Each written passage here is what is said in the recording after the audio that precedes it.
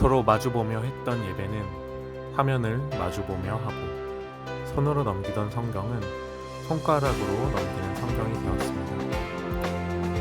신앙생활의 모습은 달라졌지만 신앙생활의 본질은 변하지 않았습니다. 각자의 자리에서 묵상합시다. 3월 9일 수요일 사순절 말씀 묵상 함께 나눌 말씀은 마가복음 4장 1절부터 20절입니다. 마가복음 4장 1절로 20절까지 말씀입니다. 예수께서 다시 바닷가에서 가르치시니 큰 무리가 모여들거늘 예수께서 바다에 떠있는 배에 올라앉으시고 온 무리는 바닷가 육지에 있더라. 이에 예수께서 여러 가지를 비유로 가르치시니 그 가르치시는 중에 그들에게 이르시되 들으라. 씨를 뿌리는 자가 뿌리러 나가서 뿌릴새 덜어는 길가에 떨어짐에 새들이 와서 먹어버렸고 덜어는 흙이 얇은 돌밭에 떨어짐에 흙이 깊지 아니하므로 곧 싹이 나오나 해가 돋은 후에 타서 뿌리가 없으므로 말랐고 덜어는 가시떨기에 떨어짐에 가시가 자라 기운을 막음으로 결실하지 못하였고 덜어는 좋은 땅에 떨어짐에 자라 무성하여 결실하였으니 30배나 60배나 100배가 되었느니라 하시고 또 이르시되 들을 귀 있는 자는 들으라 하시니라.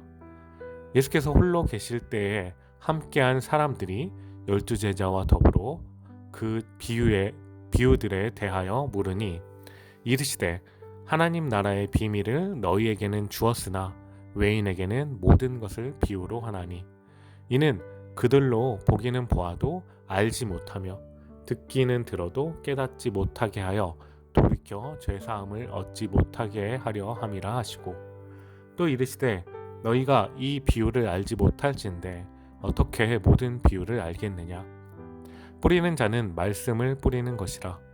말씀이 길가에 뿌려졌다는 것은 이들을 가리킴이니 곧 말씀을 들었을 때에 사탄이 즉시 와서 그들에게 뿌려진 말씀을 빼앗는 것이요. 또 이와 같이 돌밭에 뿌려졌다는 것은 이들을 가리킴이니 곧 말씀을 들을 때에 즉시 기쁨으로 받으나 그 속에 뿌리가 없어 잠깐 견디다가 말씀으로 인하여 환난이나 박해가 일어나는 때에는 곧 넘어지는 자요.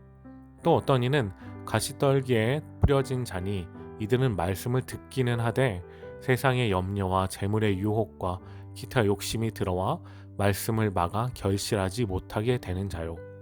좋은 땅에 뿌려졌다는 것은 곧 말씀을 듣고 받아 30배나 60배나 100배의 결실을 하는 자니라. 아멘. 예수님께서는 하나님 나라를 가르치실 때에 비유를 많이 사용하였습니다.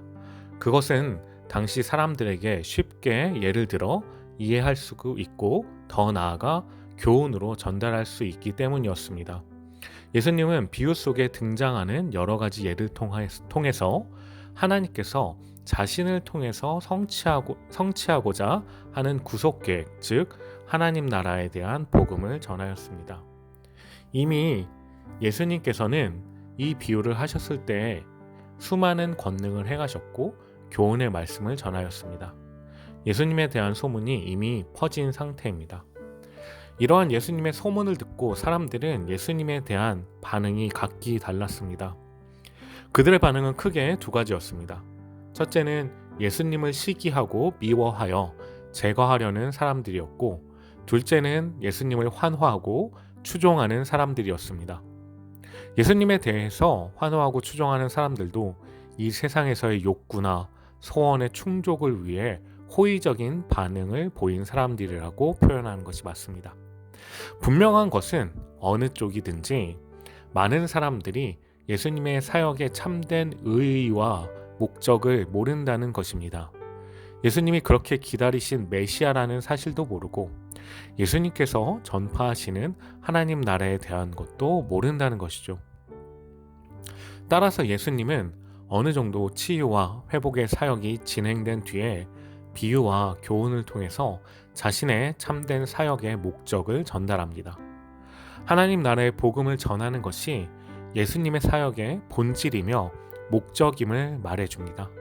많은 사람들이 예수님의 치유 사역, 예수님의 행하신 기적들을 바라보고 나오고 그것들에 환호했지만 예수님은 그것이 본질이 아니며 하나님의 복음, 하나님 나라의 복음, 또한 죄를 회개하도록 하는 예수님의 사역의 본질에 대해서 정확하게 말해줍니다. 오늘 말씀은 마가복음 4장 초반 말씀입니다. 우리가 씨 뿌리는 자의 비유라고 알고 있는 말씀이죠. 여러분들이 이미 많이 들어서 알고 있겠지만 이 비유의 강조점은 크게 두 가지입니다. 첫째로는 하나님의 주권적인 사역인 것을 나타냅니다. 이 비유를 씨 뿌리는 비유라고 하는데 씨 뿌리는 자가 어떠한 자인지 정확하게 나오지 않습니다. 3절에 그저 씨 뿌리는 자라고 합니다.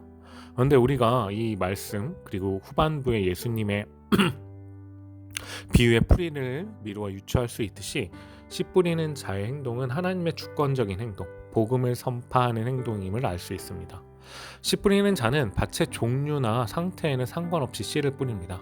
선한 자나 악한 자나 불문하고 말씀을 선포하시며 듣든지 아니 듣든지 말씀을 전하는 하나님의 주권적인 의지를 보여줍니다. 그리고 어떠한 상황에서도 결국에는 결실을 맺는 비유의 말씀을 통해서 하나님의 나라가 완성되는 하나님의 섭리에 대해서도 말씀을 하여 주십니다. 또한 이 비유는 하나님의 주권적인 사역과 함께 인간의 마음밭의 상태를 강조합니다. 씨 뿌리는 자의 씨를 받아들이는 밭들의 상태에 따라서 나타나는 결과들이 크게 차이남을 말해줍니다. 또한 비유의 풀이 가운데 15절 보면 사탄이 즉시 와서 그들에게 뿌려진 말씀을 빼앗아 간다라고 나오고 있는데 이것은 그 밭의 상태가 씨앗을 받아들였다라면 일어나지 않았을 일을 말해줍니다. 그리하여서 뿌려진 복음, 뿌려진 말씀을 우리가 인간들이 어떻게 받아들이는지에 따라서 그 결과를 주목하는 비유의 말씀입니다. 오늘 비유의 말씀에는 4가지 밭이 나타납니다. 첫 번째는 바로 길가입니다. 그냥 길가는 밭 옆에 사람들이 많이 오고 다니면서 단단해진 길가를 생각하시면 됩니다. 부드러운 흙의 상태가 아닌 사람들이 많이 다니고 단단하여져 굳은 땅으로 씨앗을 뿌려 파종을 하기에는 부적절한 곳입니다. 씨앗이 뿌려졌다고 하더라도 뿌리를 내리지 못하고 결국 새들에게 먹히게 되는 곳입니다. 복음을 전할 때에도 길가와 같이 마음이 굳게 닫힌 사람들에게는 말씀이, 복음이 들어가지 않는다는 것을 보여줍니다. 그렇다면 길가와 같은 마음은 어떤 마음을 말하는 것일까요? 오늘 이 비유에서는 길가와 같은 마음을 가진 사람은 유대교 전통만을 고집하며 예수님의 복음을 받아들이지 않고 대적한 유대교 지도자들, 특히 유대교 율법을 따르는 사람들의 마음밭을 나타냅니다. 물론 더 포괄적으로는 하나님의 말씀을 의심하거나 배척하는 사람들까지도 포함될 것입니다. 그러나 오늘의 비유의 직접적인 대상은 유대인들은 자신들이 가지고 있는 고정관념과 전통, 그렇게 지키려고 하는 율법 때문에 복음을 거부하게 만드는 것을 직접적으로 말해주고 있습니다. 그들의 마음을 굳게 만드는 것은 전통이고 그들의 고정관념이 예수님을 거부하게 만들었다는 것입니다. 우리는 말씀 앞에서 단순해질 필요가 있습니다. 우리가 가지고 있는 고정적인 관념이나 부정적인 태도가 어쩌면 말씀이 뿌리를 내리지 못하게 할 때도 있다는 것입니다. 불신자가 아니더라도 믿는 우리라도 길가와 같은 마음 상태가 되어 있을 수 있다는 것입니다. 어린아이가 부모님의 말을 듣고 순종하고 수용하는 자세가 어쩌면 필요한 것입니다. 두 번째는 흙이 얇은 돌밭입니다. 돌밭의 특징은 흙 속에 있는 돌이 온기를 받음으로 싹을 쉽게 틔웁니다. 근데 문제는 그 돌 때문에 뿌리를 내리지 못하고 말라 죽게 됩니다. 하나님의 말씀을 듣기는 하는데 그것을 쉽게 상실해 버리는 사람을 말해줍니다. 태양은 식물의 성장에 굉장히 필수적인 요소입니다. 햇볕을 보지 못하면 식물이 자라지 못하고 광합성을 하지 못하게 됩니다. 그런데 이 돌밭에 떨어진 이 씨앗은 햇볕 때문에 말라 죽게 됩니다. 뿌리를 잘 내린 식물에게는 그 햇볕이 성장과 생명력을 주는 것이지만 뿌리가 없는 씨에게는 곧 죽게 만드는 요인이 된다는 것입니다. 이렇듯 그리스도인으로서 말씀을 받아 살아갈 때 고난이 주어지는데 성숙한 그리스도인들에게는 이 고난이 연단의 밑거름이 되고 훈련을 받게 하지만 돌밭과 같은 사람에게는 하나님을 원망하게 만드는 것이 될 수도 있습니다. 삶의 어려운 가운데서도 언제나 하나님의 말씀을 믿고 따르는 성숙한 그리스도인이 되길 소망합니다. 세 번째로는 가시떨기입니다. 이 밭은 싹이 나고 자라지만 가시의 기운으로 열매를 맺지 못하는 밭입니다. 이런 마음을 지닌 사람을 보통 두 마음을 지닌 사람이라고 할 수 있을 것입니다. 세상과 하나님을 동시에 섬기려고 하는 사람들입니다. 신앙의 외관은 그럴싸하게 있는데 굉장히 열심히 있는 것 같은데 전적인 순종이 없어서 전인적인 변화가 아예 없는 사람입니다. 교회 오래 다녔는데도 그 이전과 지금의 모습의 변화가 없는 사람이 있습니다. 자신의 삶의 가치관이 또한 세상의 사람들과 구별되지 않는 사람들도 있습니다.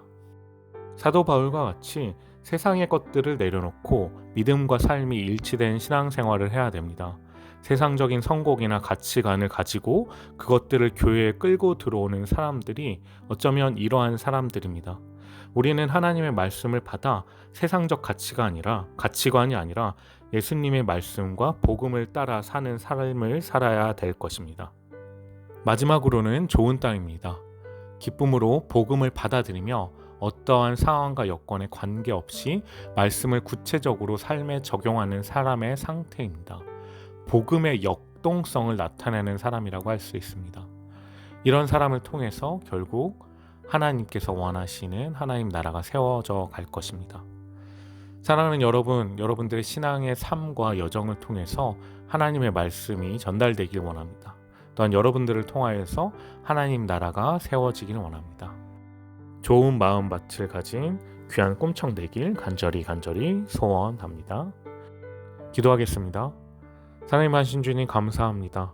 사순절 기간을 지내면서 마가복음 말씀을 계속해서 묵상합니다.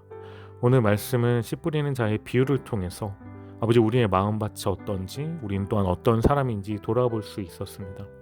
아버지 우리가 주님의 말씀을 순종하며 아버지의 말씀을 따라 살아나가는 좋은 밭을 지닌 그리스도인 되길 간절히 소망합니다.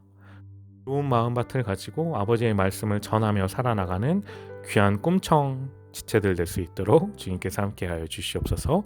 이 모든 말씀 우리 구주 예수 그리스도의 이름으로 기도드립니다. 아멘. 사랑하는 여러분, 오늘도 말씀과 함께하며 귀한 하루 되길 소망합니다. 오늘 투표 잘 하시고요. 우리 내일 만나도록 하겠습니다. 안녕히 계세요. 내일 봐요.